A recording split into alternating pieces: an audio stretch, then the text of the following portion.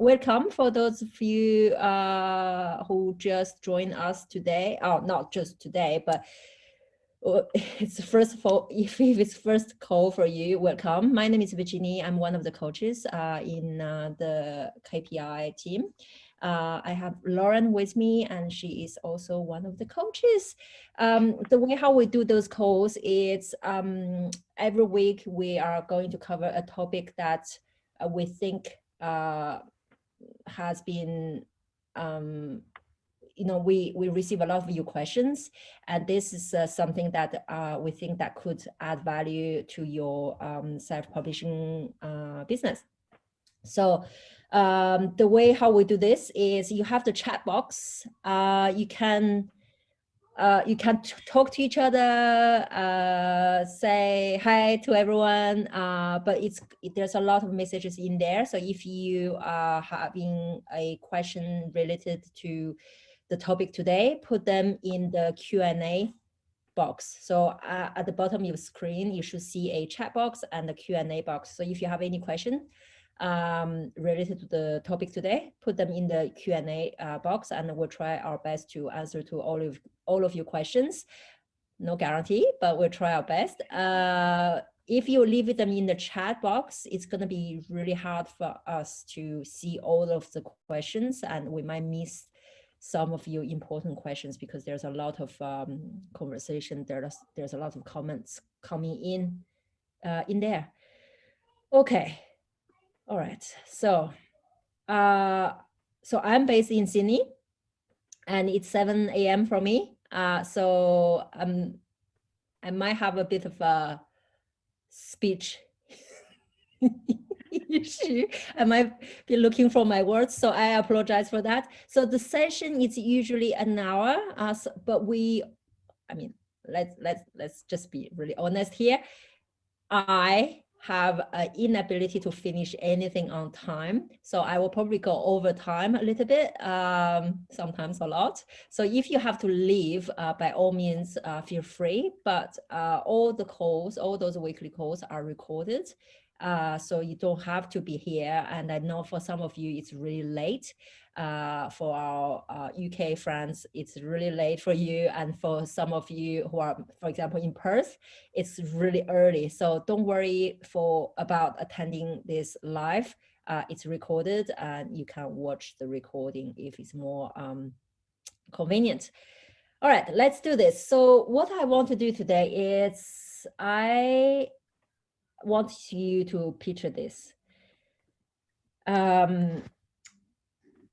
So you are working really hard on your book, and you wrote this amazing book that you spent months tweaking, revisiting, editing, changing your mind, rewriting, editing, and finally it's ready, and it is up to your standards. And you have a big sigh of relief thinking that your work is done. And I'm sorry to tell you that your work is just starting. And I'm going to draw some parallel today with a physical product business today. And in fact, self-publishing business is a product business, albeit in a digital format if you're selling ebooks. So it's the most important thing is your book. Always.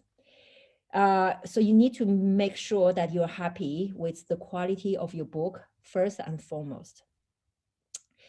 And I think there's two ways of running this business.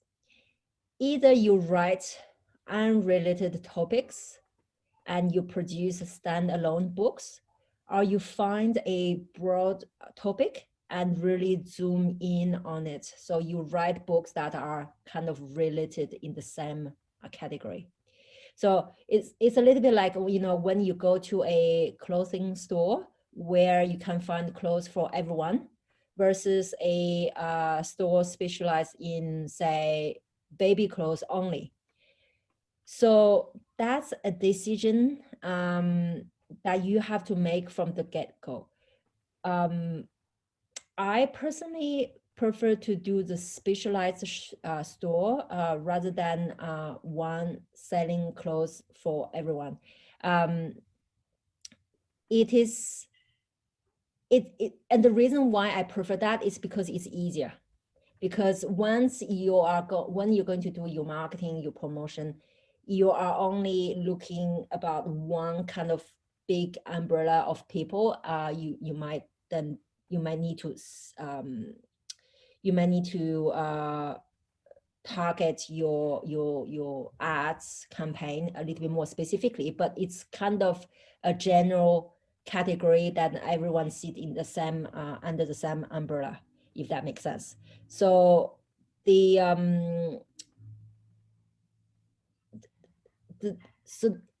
this is what I like to talk about today. It's the concept of targeted audience and understand who is your ideal reader. If you don't know who your ideal reader is, then it will become very difficult to promote your book later on. The bottom line is that if you try to please everyone, thinking that you have a broad reach this way and then increase your sales, you will get none. You cannot be everything to everyone. So there are a number of reasons. So I get to ask this question a lot. People come to me and say, hey, I have the book done. Why I'm doing ads? Why is it not selling? So there are a number of reasons why your book isn't selling. One of the first reason, I think, is when no one knows about your book. So no one can find your book. And this is when your ideal reader has never heard of you or seen any of your books covers. So this is a traffic issue. The reality is, this is not the hard part. The reality is that getting traffic to your book page isn't hard because anyone can buy traffic. But if you don't target the right readers, everything that you build on those foundations is going to be wobbly. A common mistake is to target a group that's outside of your niche, thinking that maybe you can convince them to give you a try. It is very important that you're getting the right kind of traffic, otherwise it will be a waste of money. So being discovered is not hard, but you need to put your book in front of the right audience. So I'm just going to pause here for a sec. Do you guys have any question on this? Let me see. No? Steph, this is a really good question. Specializing in a topic genre, surely it's easier for fiction rather than non-fiction. Fiction, you have a central character in different situation, but non-fiction, then surely you run out of angles in a genre that isn't already saturated. Yes and no, because you can have really broad categories or genre in nonfiction. For example, you can do self-help book for women. This is very broad. So you can really go a little bit more narrow. And then that's where you need to think about, before even you start writing your book, who is my ideal reader? Who am I talking to? What are their pain points? Steph, if that makes sense. Finding a way to target an audience and reach them is the hard part. How do we do that without spending a fortune? Sandra, I'm going to give you an example a little bit later, once I've covered some of the other reasons why you're not selling your book. But I think that finding your audience, reaching your audience is not hard, but you really need to target the right audience, because otherwise it's really just money wasted.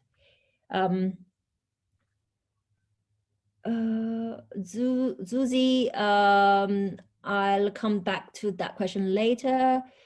Cheryl, sounds like you're advising us to create a reader avatar. Exactly. your avatar, your ideal reader, what's your avatar? How old are they? You know, you need to build a buyer persona. So how old are they? What do they do for a living? What's their pain points? What's their demographic situation? What's their, I don't know, how old are they? Are they married? Are they single? Do they have kids? You know, all those questions that you can think of when thinking about your ideal customer. I have 2 books being written at the moment, but the styles are very different, and I don't think I can convince people it's the same author. Is it okay to have more than one author in a series, or should they be standalone books, or can I ask one author to change style? It is okay to be in the same series if it's covering the same topic or the same category of topic, but so it's okay if it's not the same style, the same voice, but as long as it's the same topic, it's okay. But if you're talking about, I don't know, helping single mothers to manage their finance in one book, and then helping parents to sleep train their kids, even if it's the same author, you can't put them in the same series because it doesn't have any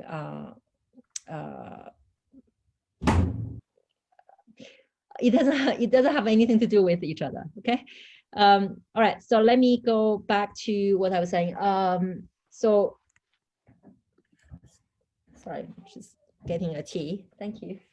So finding the being discovered. So that's the first step. You need to make sure that people know that you actually wrote this book, and then to get people to find you. Another reason why your book might not be selling is when your ideal reader is somewhat aware of you.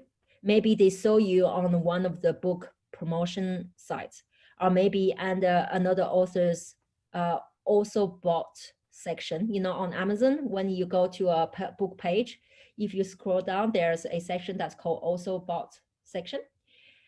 So if you, or maybe because you've done some, you know, ads on AMS ads.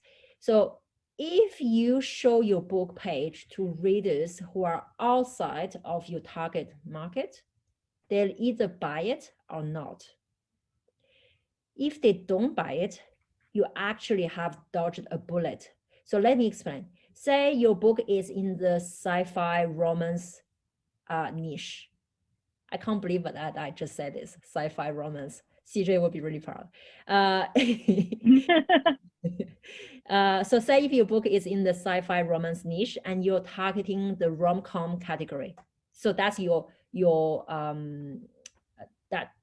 so your niche is sci-fi romance, but then you're trying to target a little bit broader. You're going for the rom-com category, or even romance, or just in general. If these less ideal readers do buy your book, then the wrong also bought will attach to your book. And if this happens during a book promotion where you can get a lot of sales and traffic from readers outside of your target market, then those also bots will be very difficult to remove. And you're going to have a really tough time on Amazon with that book, because the system will recommend it to all the wrong readers anytime you throw traffic at it. So yeah, okay, all right, I'm just going to pause there for a second. Just checking if there's any comments.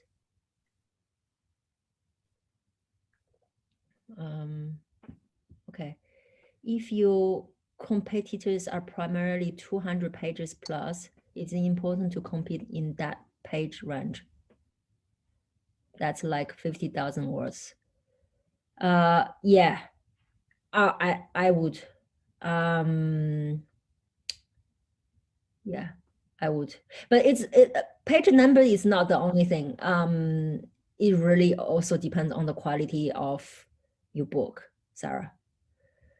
All right, so hold on, I'm just going to actually answer to Susie's question. Hi, I'm new to the course. When using a ghostwriter, how does that work? How much of the content should it come from me? I have some ideas, but would need a ghostwriter to help me. So Susie, I like to spend quite sometimes sit down and think about my book outline. So, you know, if you're talking about sleep, say, for example, your topic is sleep training for babies. There's a lot of different angles. I want to know what added value I can give compared to all the really good books that are already existed in the market. So I need to go do some research myself, and then I'm going to use the book outline template, and I'm going to try to fill it as much as I can. So you can absolutely make reference to other books and use other books as a style guide, but then the ghostwriter will come up with original content. Okay. Do you define your ideal reader after you find a topic, but before you create the book title and subtitle? Yes. Yeah. So I think about a broad topic first. I think about a topic first, right? And then the way how I find topics is really going in the area that I'm interested in, because that will be so much easier for me to do the research than writing a topic that I have no idea about, and I would not even know where to start searching for. And by the time you've done the research for your book outline, then you really have kind of a good idea of who might be your ideal reader. And then that book needs to be written with that ideal reader in mind. Okay.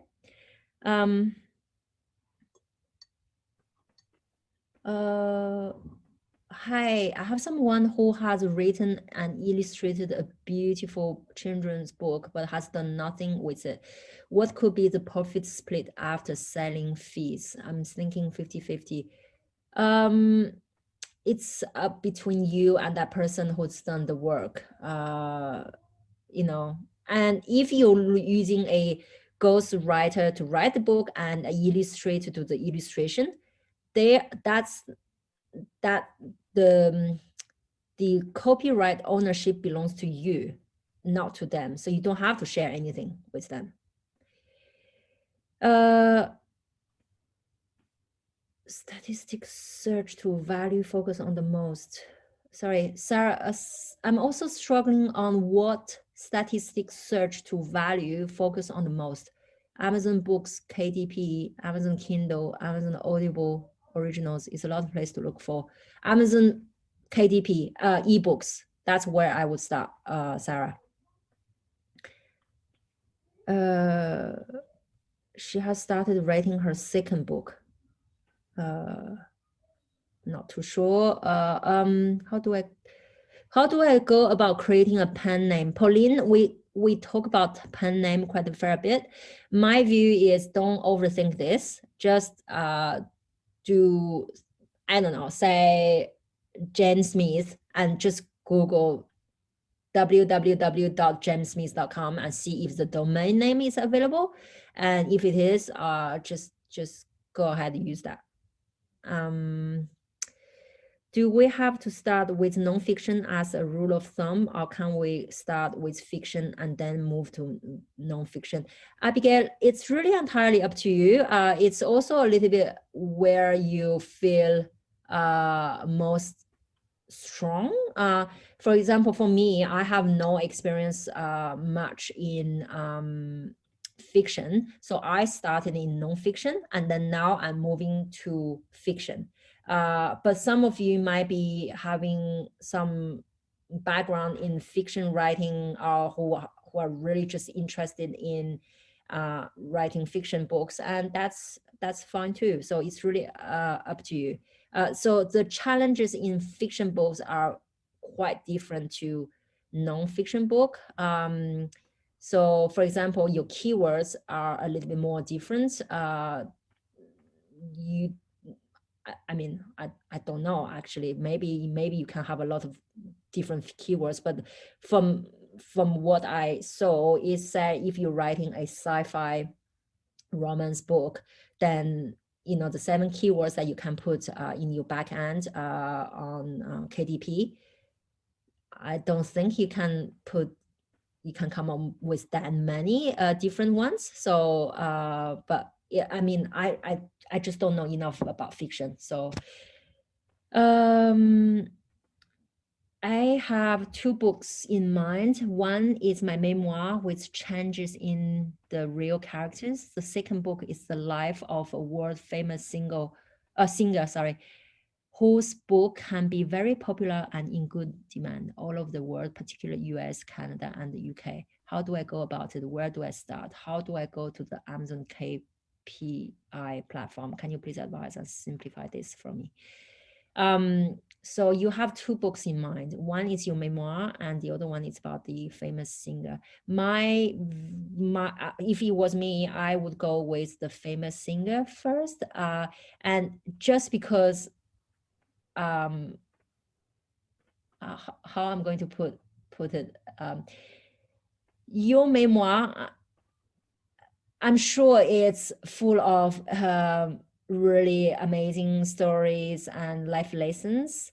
But if you don't have a big audience, if you don't have a big followers, I just might wonder how many people will be interested in buying your memoir. Whereas the famous singer, on the other hand, you said that it's really popular and it's in good demand. So I would start there. How do I go on Amazon KPI platform? So Amazon is not called KPI. KPI is the name of this program. With Amazon, it's the platform is called KDP. There's a training video on that, and you just need to open a free account. So www.kdp.com, and then just follow the prompt. It's free. Talking about book content quality, any suggestions? How important is primary research to create a high quality book? What expectations should I have of the ghostwriters to do quality research versus what I should provide myself? Thank you for, that's all right, Sarah.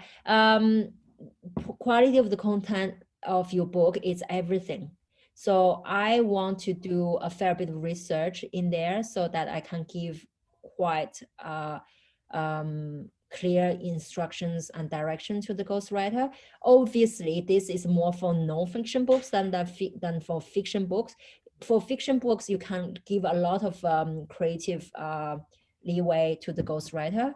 But for non-fiction, I think it's really important that you spend time doing the research and then create a detailed book outline so that your ghostwriter know exactly which direction you want to go. Because when you create that book outline, you should already have quite a good idea of who you're writing this book for.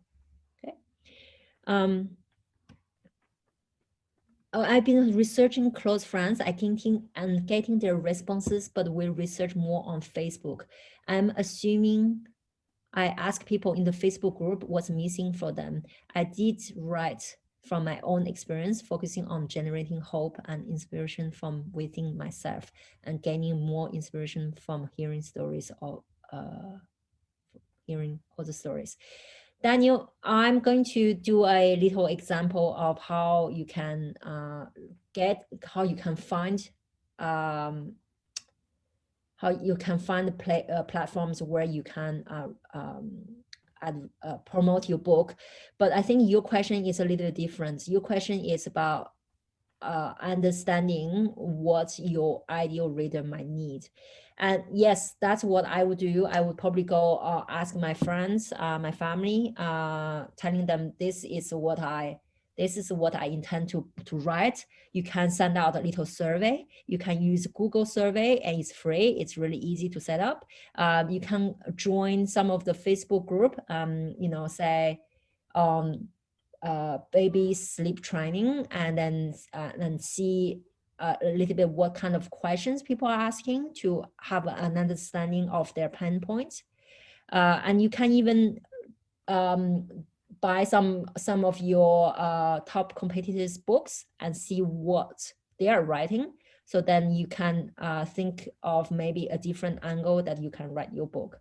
So the easiest way is always starting where you have interest. Otherwise, all the things that I just mentioned, it's just going to be painful. So, and it shouldn't be painful. It should be something that you enjoy doing research. It should be a topic that you have some level of knowledge or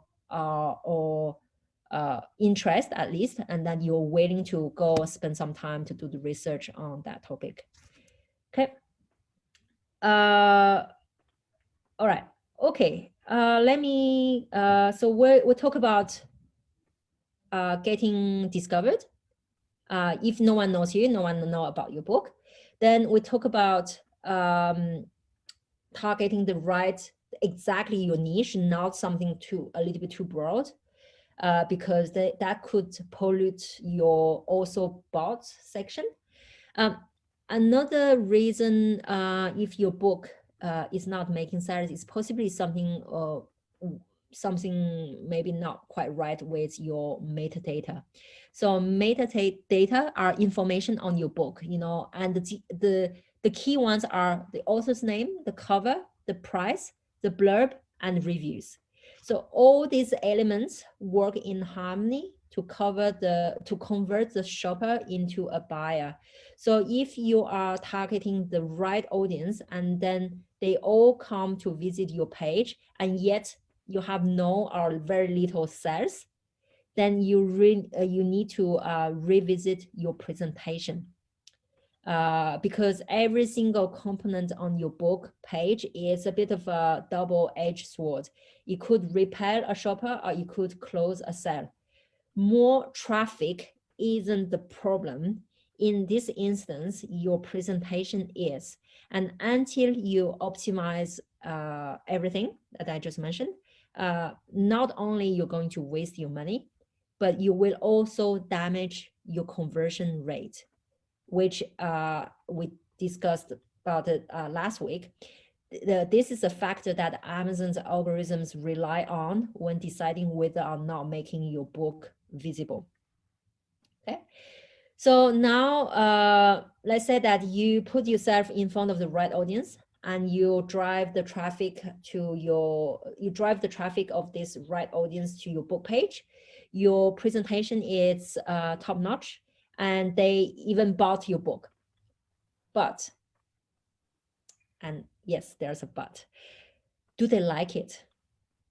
Or did they only read the first few pages and toss it away? Of course, we don't have the exact evidence of that, whether they only just read a few pages, but we can guess. If you have quite some sales, but no review, or worse, multiple bad reviews that are not just from trolls, but actual comments on your book that are fair, then there's something not quite right with your book itself, the content. So please don't take any of these comments personally. I know it's easily said than done, and it hurts every time, but it really is not personal. Your book probably has not delivered on the promise that it's made. So, and it might not be intentional. Maybe you just cover something that's a little bit maybe off the point. So accepting that your book is not quite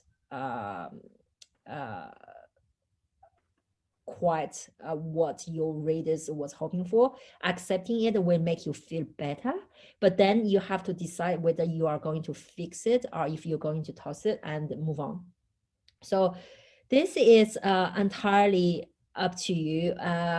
It can be tricky as it could end up being an eternal source of unsatisfaction and frustration. You're going to start editing and fixing it, and then there's going to be more things and more more stuff that you haven't maybe thought about, and it can just end up to be a lot of, I guess, disappointment. So I'd consider it more strongly if the book is part of a book series. So I would probably go try to fix it if this book is maybe the book one of a series of books.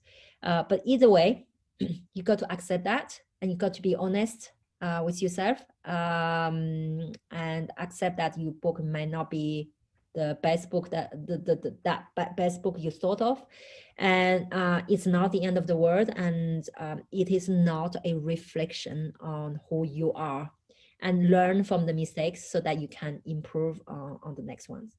Okay. All right, so let me see some of the comments here. Thank you, Virginie, for the information.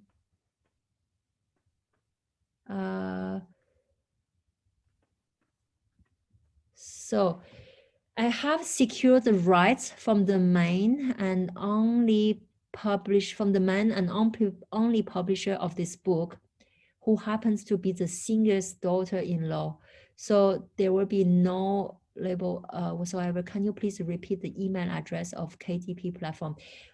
So Tahir, we are I'm not sure what's if it's what you are doing, because you're mentioning you're talking about the rights from the man and only publisher of this book. So by the sound of it, this book has already been published and you want to sell it. So this is a very different scenario than what we're doing. What we're doing is we're producing a book ourselves, with the help of ghostwriters. But you own if I'm commissioning a book on sleep training, I own the copyright of that book. So I'm not buying the rights from anyone else. So I'm not sure if that's your case. And if it is, this is not within the scope of this course. The KDP platform, Lauren will write it for you. So it's www.kdp.com.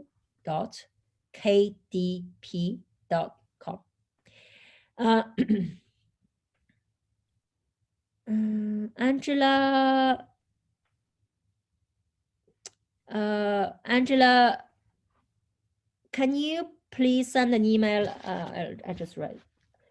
Can you send an email to me again? The email address is kpi@blueskyamazon.com, and we'll get this sorted for you.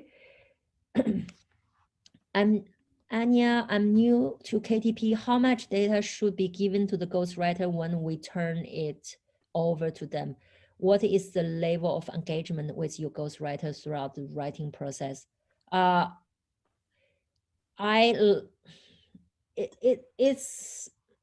a little bit up to you, and a little bit up to your ghostwriter.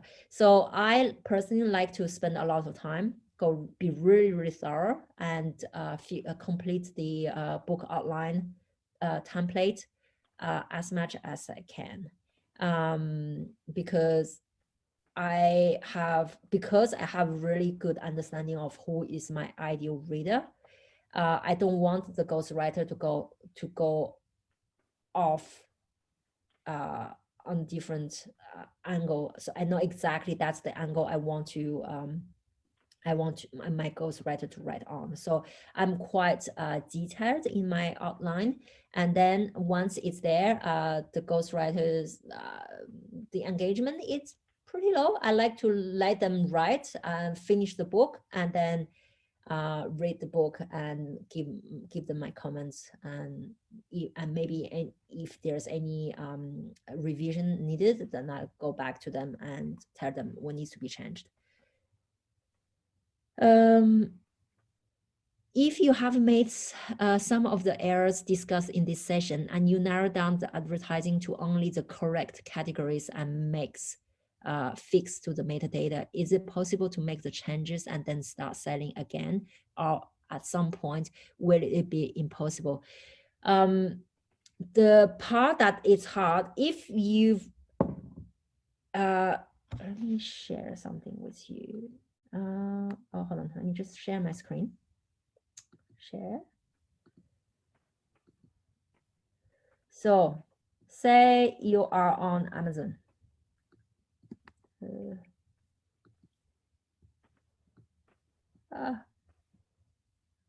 There's too many windows open. 1 second. Let's do this. Amazon.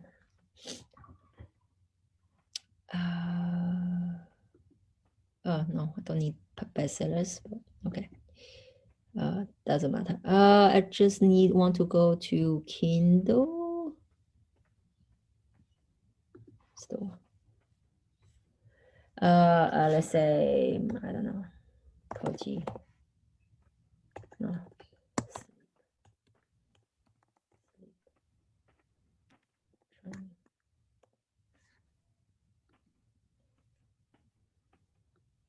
Okay. And let's say I'm going into this book.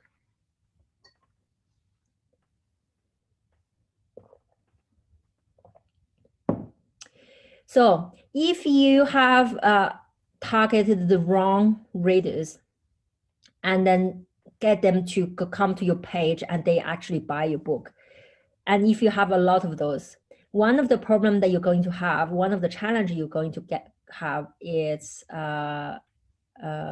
this. They have here.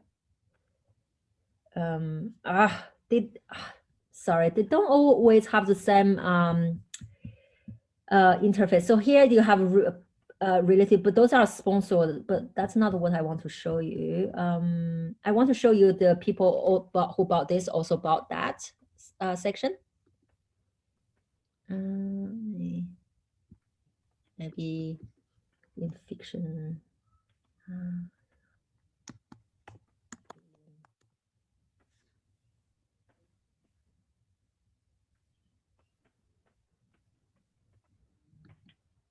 Alien harem. I'm just mesmerized every time I see this. Sorry guys, it's make any sense to me. Anyway, I'm just trying to take one that's not sponsored so that I'm not getting these guys to spend money. Let's go to Barbarian. Oh dear. Oh dear. So product related. So see this customers who bought this item also bought that. The problem is if you are targeting the wrong audience, then Amazon algorithms will think that will make the recommendation of your book to possibly the wrong audience. And then if they don't buy, which means it's going to impact on your conversion rate. So they come to see your book page, but they don't buy. This is going to hurt your conversion rate, which means it's going to impact on your book's visibility on Amazon. And it's going to, this is very difficult to change. Once the algorithms have decided that, oh, these guys, these are the books that I would recommend, that's where it's going to be quite difficult to change. So I would say, to answer your question, I would say it's more be as close as possible to your target audience. And you can still change the keywords. But if you see in your own book page, the customer who bought this also bought that, have unrelated books to yours, that's where I might go, maybe, I don't know, it would be really, really hard to change that. So you might need to unpublish the book, do some tweak, do some changes, maybe change the title, change some of the metadata, change the content a bit, and republish it under the new title, and then this time target right reader. Okay.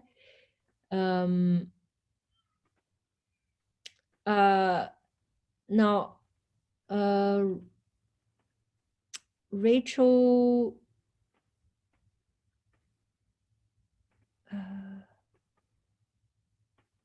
Okay.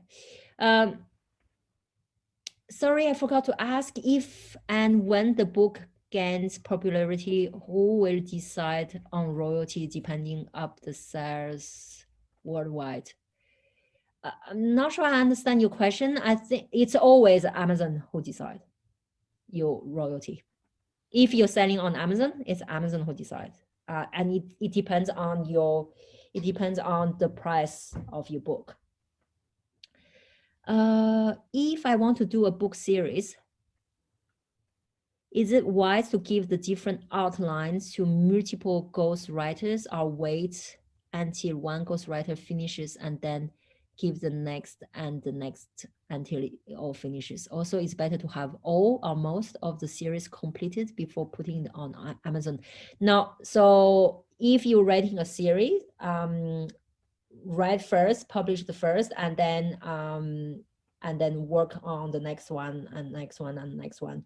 But in terms of ghostwriters, I personally prefer to have one ghostwriter if it's a series, because it's kind of the same tone, but not necessarily. So it depends a little bit. If you're writing fiction, for example, I think it's good to be of the same style.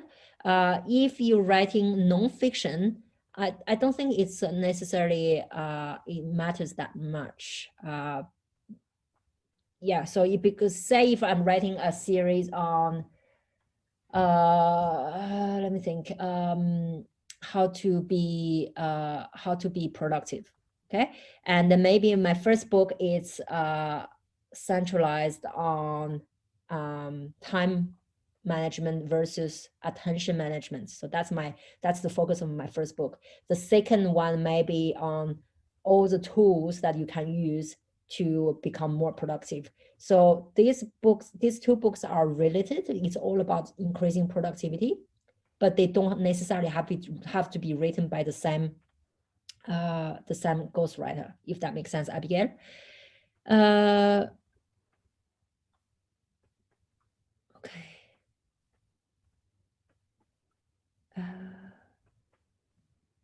So Angela, a lot of people are just saying to check your spam folder.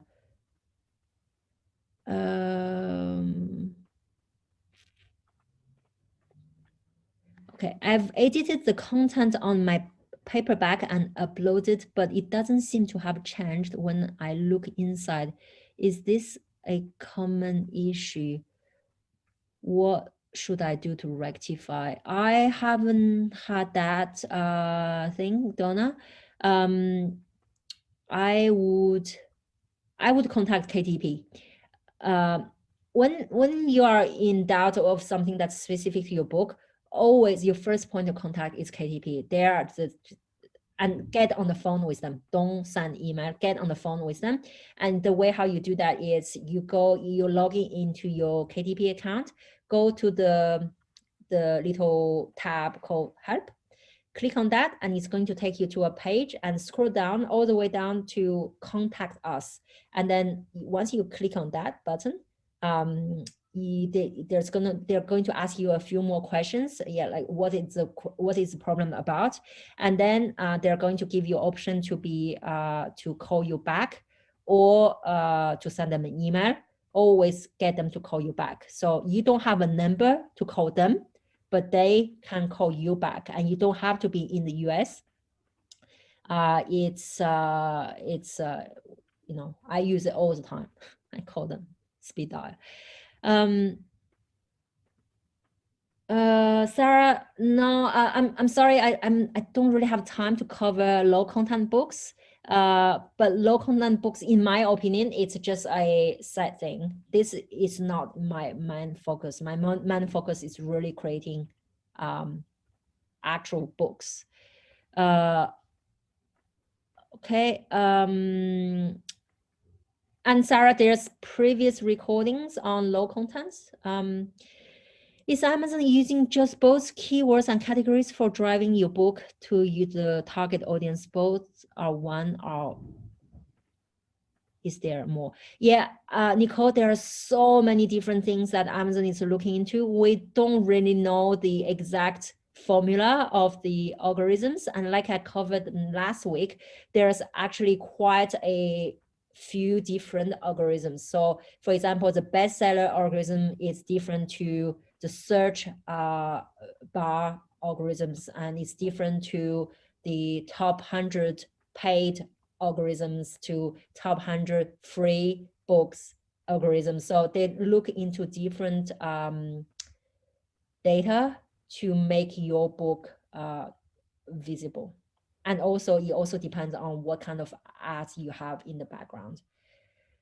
Anya, if we're writing self-help book under a pen name, would it still be fine? Are we expected to give the background of the author? Anya, I write all my books under pen names.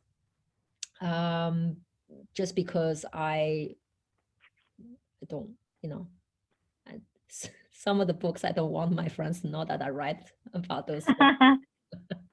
So yeah, it's absolutely fine. And if for the author's background, all you do is you give your background, but under that pen name. So that's all it is.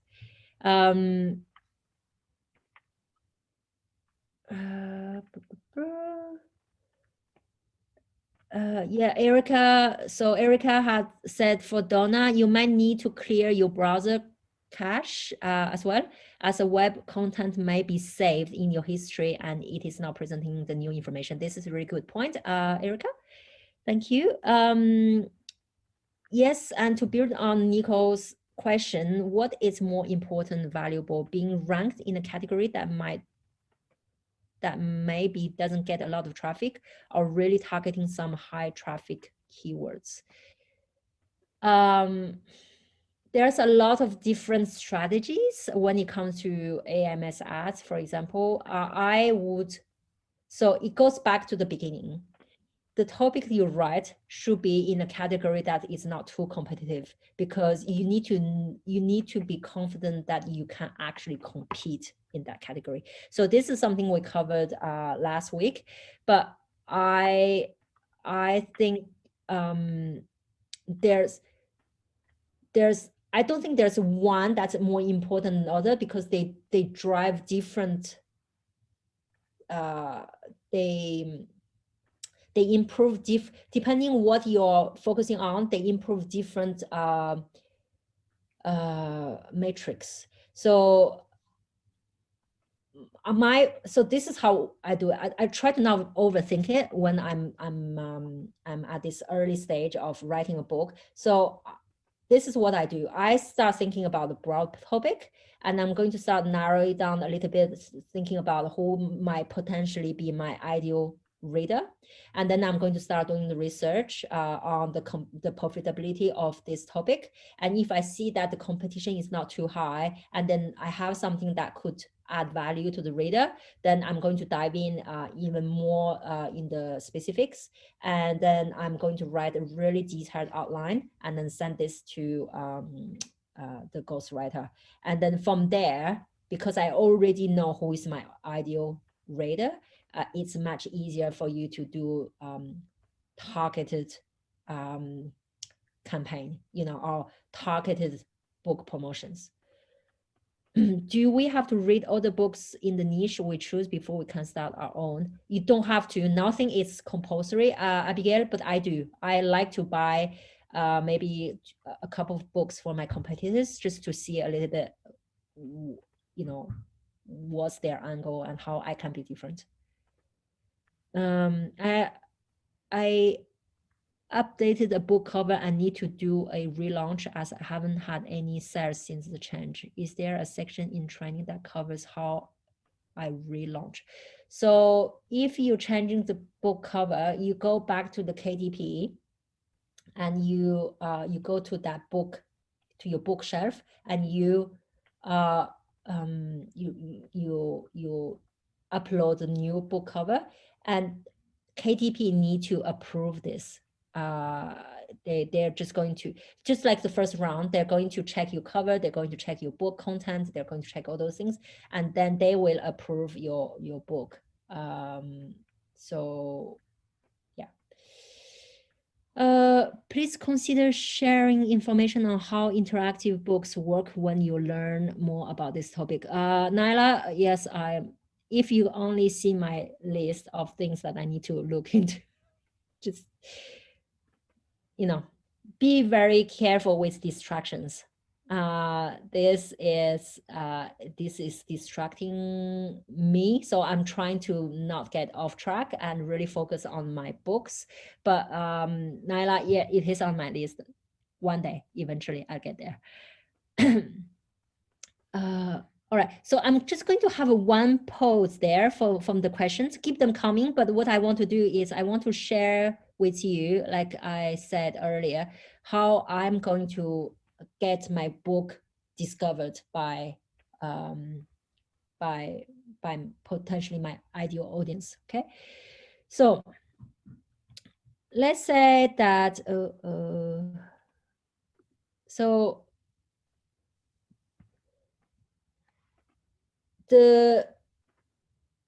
how are you going to get your book discovered by your ideal reader? So I found that a lot of the book promotion sites, we talk about using book promotion sites to promote your book. I found that a lot of the book promotion sites are for fiction books rather than non-fiction books. So I want to share with you some of the ways that we use to make our books known by the right audience. Say I want to write a book about raising a emotional, intelligent kid. So I don't know. I mean, this is just an example. So I don't know much about it, but I've read this quite famous book called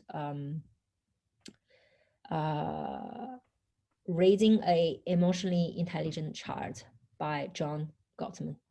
Okay. So I go read a little bit of the description, which gives me some ideas of how, if that's my book, what are some of the keywords that they use, so that can give me some ideas for keywords. And then I'm going to have a bit of, so we're off Amazon, by the way. Right now we're off Amazon. I just want to see a little bit what people are doing outside of Amazon. So there are some books here, and I'm going to take a note on the author of some of those books. Okay, so this is just a very quick browse here. Then I'm going into Facebook groups, and I'm going to search for groups that has those keywords in there. So emotionally intelligent kids. So that's in the search term. And then I'm going into group. So I'm not really interested in any of the other stuff, but I'm going into groups. And I like to check the number, the amount of people in those groups. So here it says 7,000 people. So I would go in there. Come on. I like to read a little bit about the page. So what they do. Okay, and it looks like, oh, sorry, before I check about, I want to see when was their latest activities. If it was like 2 years ago, don't bother.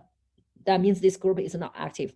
This one is 12 hours ago. Okay, great. So what do? They do some post, right? What else do they do? More posts. They do interviews. So this is really interesting. They do interviews. Okay. And they have also a meetup group. We meet once a month online, and then we can join them there. And she has a website. So I would go to her website, which I did earlier. Sorry. And I want to see a little bit what she does on her website. She has a blog. What I'm checking here is I want to see if she writes her own blog or if she has a contributing guest bloggers writing articles. Okay, so it looks like she writes them because there's no guest names here. Okay, there's no guest names. Okay. All right. What else does she do? She does some program. Okay. So what I like to do with is something like that. It's I'm going to create a Google spreadsheet, and it could be emotional intelligence kid book outreach list. And I'm going to write her name. What's her name? What's her name? Stephanie Pinto. Okay. Stephanie Pinto. I'll put her website there.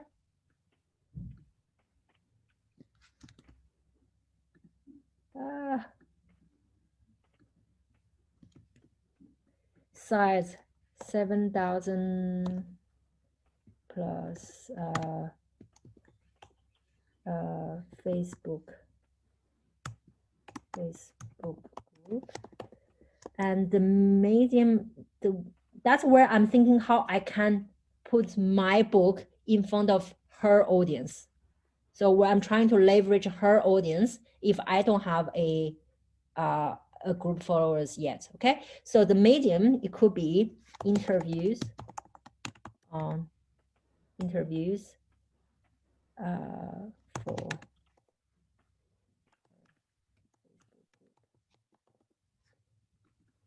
okay, and I do this for more. So all right, so we've done this one. And then, okay, this one is an interesting one. So see, this is just about emotional intelligence, but it's not specifically about kids. So I will go in there. It has a lot of people, 250,000 people in there. And we want to have a bit of a look what kind of, so it's a good idea to read the rules of the group. So if you go to the about page, group rules, and this is all pretty standard. So no post not related to our topic, that's fine. Okay, here, no links, number, URL are sharing from other places. So I wonder if you share maybe, for example, a URL to your book in that group, you will be breaching the group's rules, and you're going to be banned from that group, so which you don't want to. So maybe I would always ask permission first. This is not an instance where you do first and ask for forgiveness later. This is a place where you need to ask permission first before you do something. Just make sure that it's allowed. And so let's go look a little bit at what kind of activities are there. So free workshop. What's the biggest hindrance to effective communication? So that's probably not what you need. So more some posts. Okay. So those are some broad questions about emotional intelligence. That's fine, but I just want to show you something. I saw something about wait. I saw something about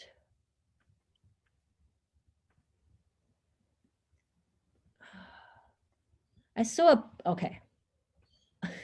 There's 250,000 people in this group, so I'm assuming they're all being quite active. They're all posting, which is a good thing. But you don't want to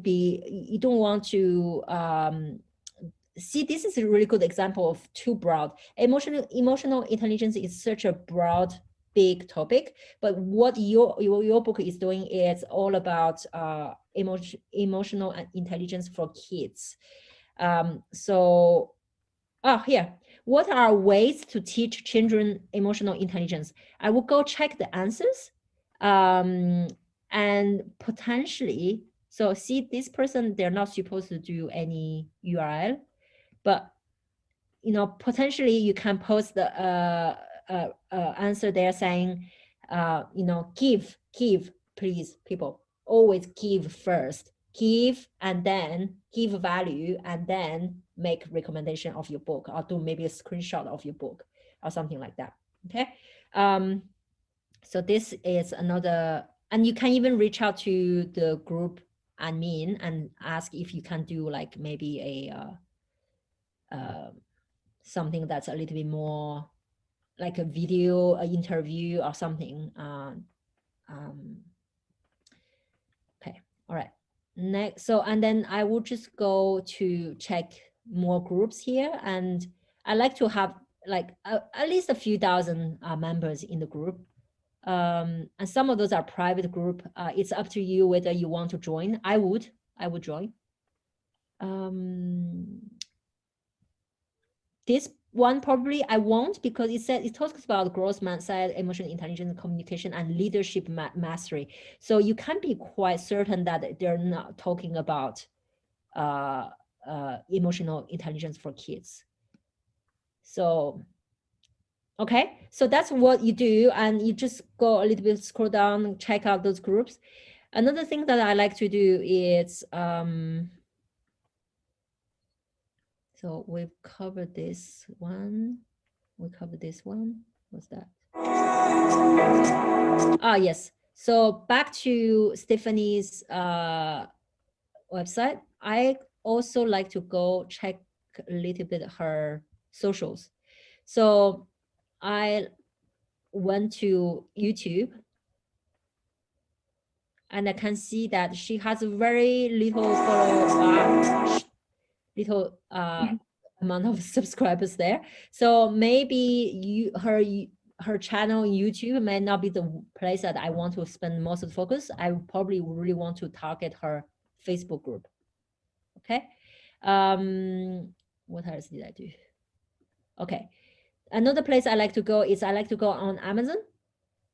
And remember, you know already a lot about this topic. So you know a lot of the big names in this topic. So I just went to this Gary Chapman's book, and it's all about love language of children. And what I like to do is I like to go, not the product related to this item, because those are sponsored items, but I like to go to customers who review this item also review that. So this book, we've seen it initially here. Remember, we've seen it here. So they are quite everywhere.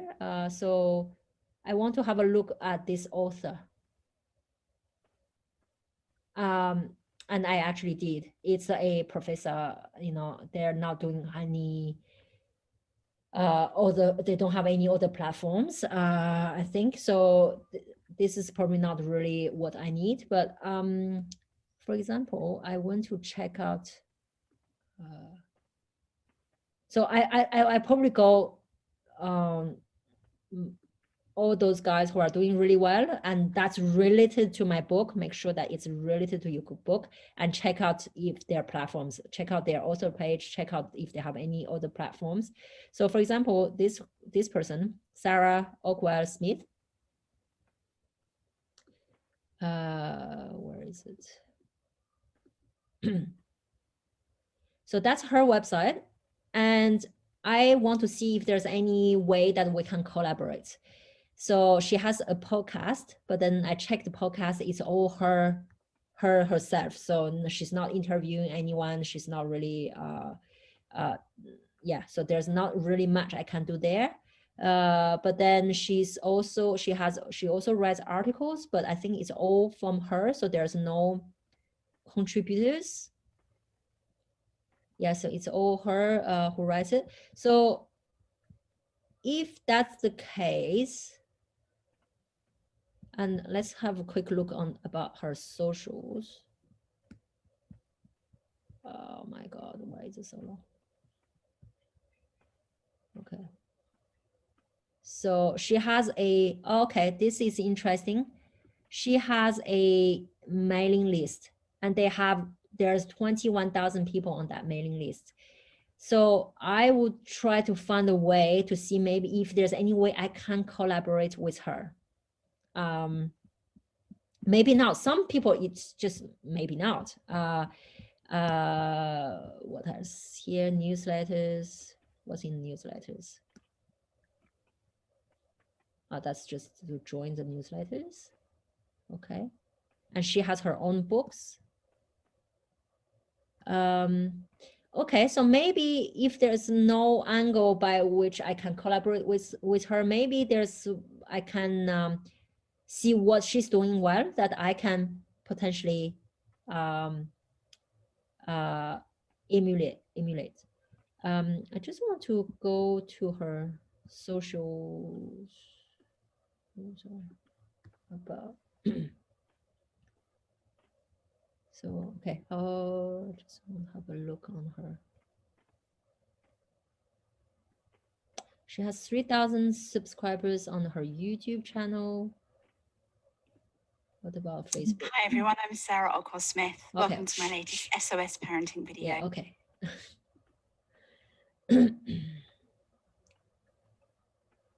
Okay. 73,000 people. Okay. Interesting. Could be interesting to find a way somehow maybe to reach out to her, because if you can be visible in front of her 73,000 followers, 73,000 people like this, 80,000 people follow this, so this is really big big audience. All right, okay. But you get the gist. You know, we're just really kind of trying to explore how we can collaborate with others, and then it might be just a you know, a free collaboration. So, but unless you ask, you will not know. Okay. I want to show you some other stuff. So that's just, I just Google her. So. Yeah. So then the other thing that then I Google is parenting podcast. So I just Google parenting best parenting podcast, and I saw this article. And what I like to do is I like to it's a bit old, this article, 2016, but it's okay. So I still want to go and check out those podcasts. And the reason for that is because, for example, Unruffled, Jen Lansbury, this is really quite active podcast. So Janet, she's really quite active. So, and then if you check out her episodes,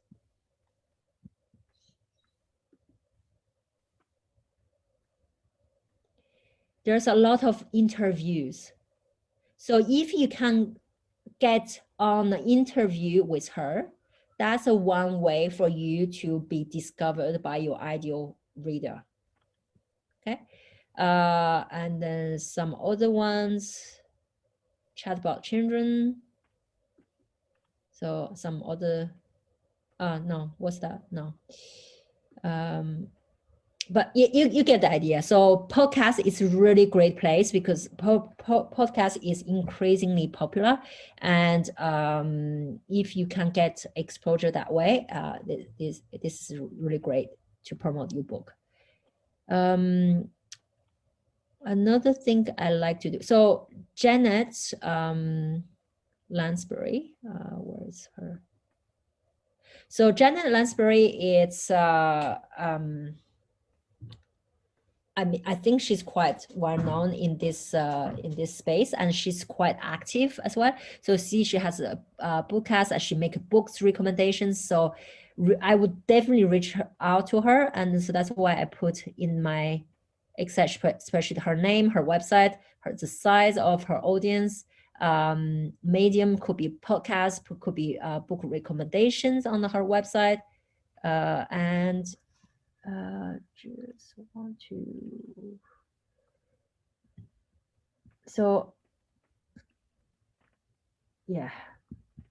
Okay, what else? Oh, the other thing I like to use is I will copy this website and I go to this website called Similar Sites, and you just put in her website in there, and it will show you some of the other similar sites that you can look into. So that's where I found Sarah Hockwell.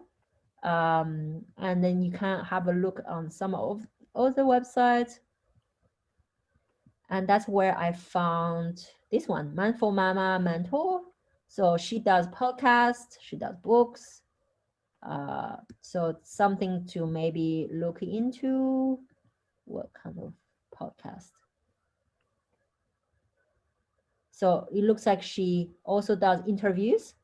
So that's something to check out maybe. Let's have a look on the size of her. What's in resources? Jesus, I just realized time. Sorry guys, as I said, overtime. So she has some events. What's the Facebook size?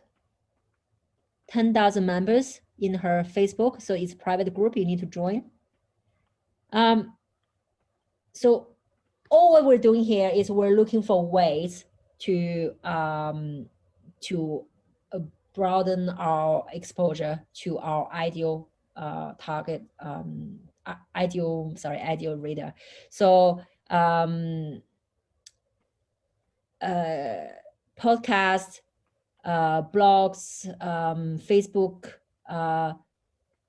what else here? So that's another website that you can check out. And I found this one by using similar sites. Okay. That's that one again.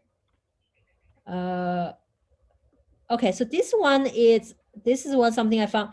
So Janet Lansbury, her philosophy when it comes to childcare is all around RIE, so respectful, intelligent education or something like that. And this is a philosophy, RIE philosophy. It's created by Magda Gerber. And so I did a bit of a Google around. I just Googled RIE philosophy, and I want to see a little bit what's coming up. And I saw this website. But you see how this last post was made on June 2017. So I wouldn't spend time on this because I'm not sure they're really active in this group. I would probably just ignore that. But I just want to show you that, that's how I kind of select. You have to be a bit selective, otherwise it's just going to be, like a lot. And you can get this done. Everything, the process I just mentioned, done by a VA. Just get them to fill out this list, and maybe add some more, comments or something you want to do, and just reach out. My philosophy in life is everything is askable.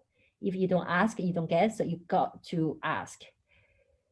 Okay, so that's that. Let me just have a look at the questions. So Lauren has been really great in keeping up with all the questions. So I think she answered pretty much everything. Okay, so follow-up question, Erica. I have a sole trader ABN under my own name with 3 registered business names. Do you mean taxed by KDP or by local government? Erica, just be very careful. We are not accountants. We cannot provide tax advice. So big disclaimer here. So just as a general general discussion. So by all means check with your accountant, but as a general conversation, I don't know what's the previous question about tax, but your income derived from your book sales will be taxed as as income tax. So this is something you need to check with your accountant. Okay. Okay, well, there's not really any questions that I need to answer, I think.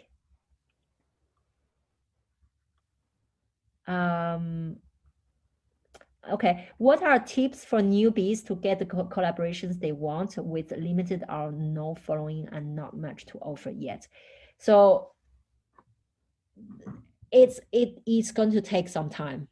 It's not going to come instantly overnight. So it's as much of those kind of collaborations, the kind of thing that I just shared, as your own effort in promoting your book. So that's where you might have to do a few AMS ads. You might have to do maybe you might have to go to some of those websites that offers paid promotion. So you have to do all those in conjunction. And if you can build some buzz, and if you can get some sales and get some reviews are great because that's social proof. And then from there, you can go out and reach out to people and ask them if they want to collaborate with you. And I always want to offer more before I ask. So that's why it might take some time. So I might say, hey, hi, would you like me to do like a free interview on what I think are some of the key points when it comes to raising emotionally intelligent kids. So do something free that's of value to their target audience. And then, it's really about building that. So maybe on the first call, you're not even going to talk about your book. Maybe this is it. This is just for free. You're more than happy to give value, and then come back and then maybe offer another, do another interview, another webinar, another something, and then promote your book. So always think about giving first before you take.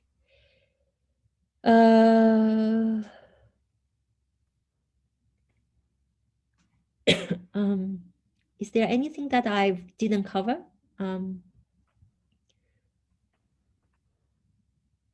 Denise posted, what was the similar site URL again, please? It's a similar it's a similar sites with s.com.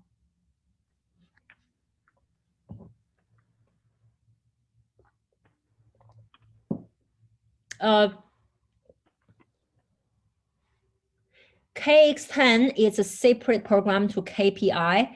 If you're not in the program, you can't find any information in your Blue Sky member area.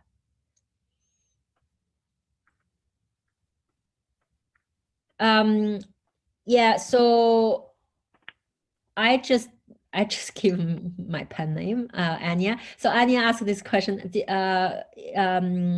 If you write under pen name, how would you go about interviews? Just give your pen name. A lot of, so this method that I just shared with you, getting collaborations, most of the time people do it with their real name. Because mostly it's about nonfiction books. It's about something that's solving a problem. So most of the time they use their real name. If I'm doing it, I might give my pen name. And it's a conversation that you need to have with the other side to say, hey, I'm writing this under my pen name. Is it okay that I'm talking about this book under that name? Because for sometimes you just don't want to use your real name to talk about something that's maybe too sensitive. Yeah. So yeah, you send an email to KPI@blueskyamazon.com.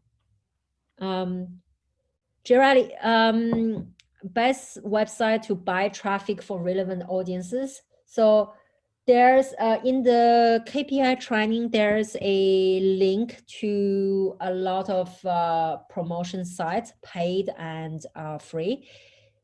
There's, I think, over hundreds of them. It really depends on what you're writing on, and you just need to make sure that you're actually promoting in a group that's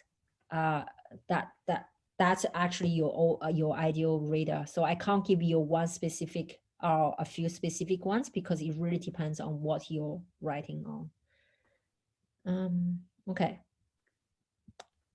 Are we good, or do we have any more questions?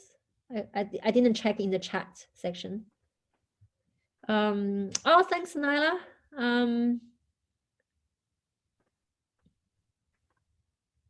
Yep. Okay. All right. No more questions. Are we all good? I think Lauren has been really, really good keeping up with all the questions. Yeah.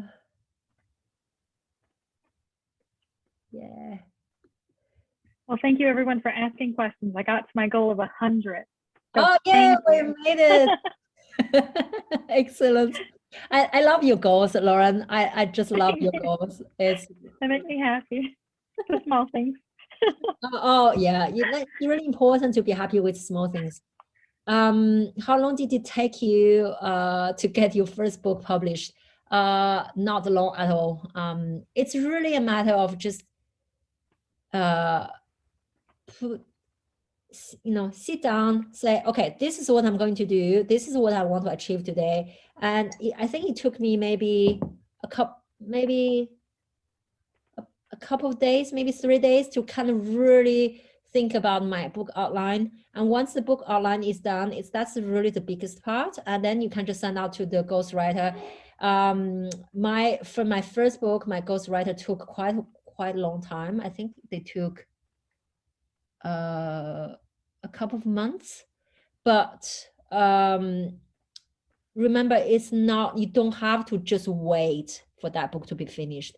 You can have several books in parallel going all together. And like I said, if you're doing nonfiction, it doesn't have to be the same ghostwriter all the time, because we're not telling a story. If it's a fiction, yeah, it kind of makes sense to have the same voice, same style, and same characters, progressing in their journey. But for fiction, it doesn't always have to be with the same ghostwriters, and you can also start different standalone books. So yeah, that's my experience. I don't know how long Anya, Anya is asking how long did it take for revenue to start coming in? Pretty fast. I think maybe. So I got everything ready, and I got, book is great, cover is great, everything is good. Like what we covered last week, you got to get all those key point, ready, your keywords, your categories. And then the book, I did quite a big launch. So I went quite aggressively initially. I did, I enrolled into KDP Select. I did the free promotion in 2 batches, so 3 days first, and then I did 2 days, and then after that I went out to do some more AMS ads, and I also did a little bit of Facebook ads, and I've done some I've done some social media stuff. So yeah, yeah. So, but I have to admit that for my first book, my Amazon AMS ads was out of control. because it's just because I didn't monitor it at all. I just kind of put the keywords there and didn't really do much about it. And then 10 days later, I'm like, I wonder what's my ACOS like. And they are like, it was pretty horrendous. So and it's okay, lesson learned. Do you recommend Instagram account for a book or series of book? Again, it really depends on your genre. Some books work really well on Facebook, some on Instagram, some on Pinterest.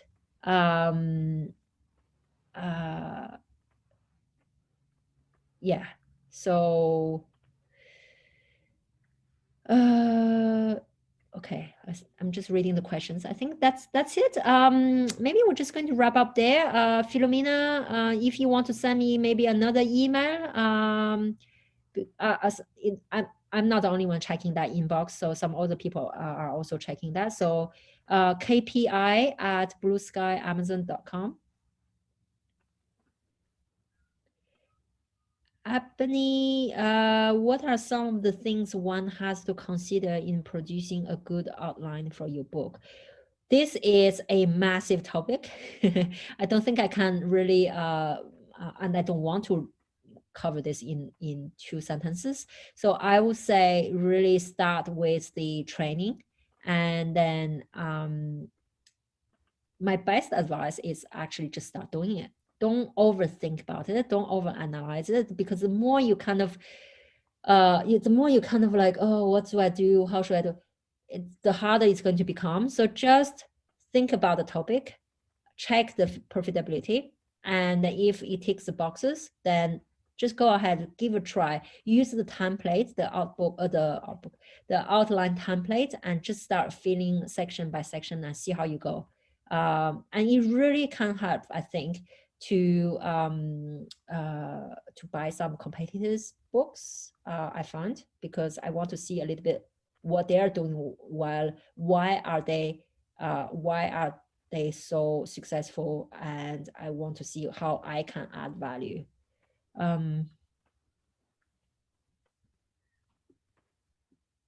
Yeah. Okay. Yep. Thanks, Sarah. Okay, all right. So let's wrap up there. Thank you, everyone. Again, I finished late. So we are going to do, so yes, how to use profitability Excel sheets. So I think we're going to do a bit more training on that.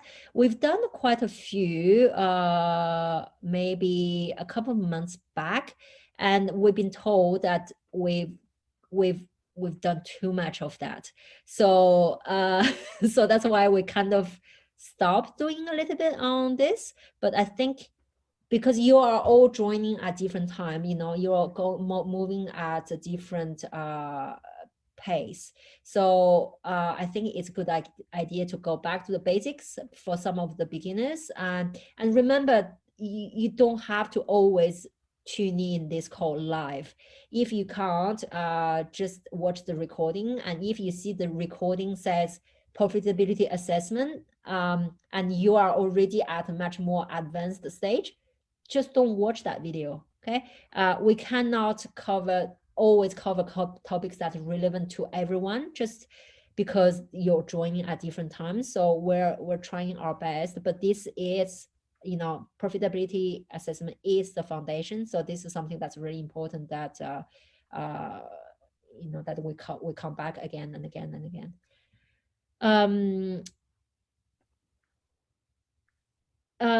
That's all right, Marcus. You don't have to always ask big questions. That's fine. All right. Okay. Great. Thanks, Lauren. As always, You're welcome. helpful. Thank you. Thank you. And we get some books written. We look forward to seeing you next week. Thank you, guys. Have a great week. I mean, it's Thursday here. It's Thursday. It's not weekend yet, but a big shout to all the people who are in lockdown in Australia. I hear you. I feel for you. I'm in the same boat, and we just have to, push through. And it's great time to do some book outline and to do some profitability assessment. So use this time. That's And the silver lining. that's the For you. Yes. Thank you, everyone. Have a great week ahead and see you next week. Thanks. Bye.